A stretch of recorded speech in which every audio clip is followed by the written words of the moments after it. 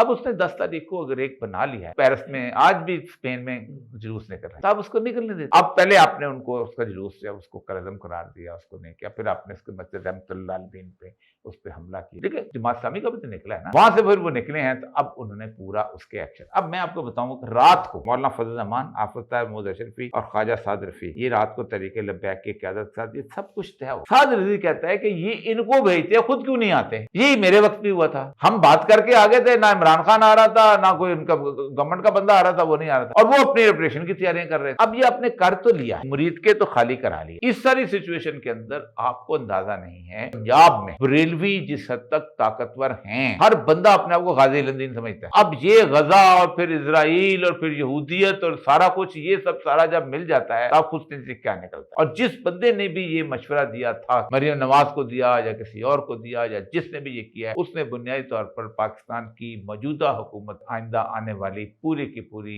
भेड़ियां से वटे पात। लेकिन ना इमरान खान से लेकर 4 साल हो गए ना, आराम से बैठे हुए थे ना, सुकून से एक जुलूस उनको भी निकालना। जहाँ मसला पता क्या है इस मुल्क के अंदर, मसला सारा यह है कि हमारी मर्जी से तुम जुलूस निकालोगे। जमात इस्लामी निकालती है, बीच में कैबिनेट 800 कैदी जो है वो ट्वीट क्यों नहीं करता, क्योंकि ये फिक्रा तो जमात इस्लामी को दिया गया था कि बोलना है आपने, ये नहीं बोलोगे तो जुलूस नहीं निकलेगा।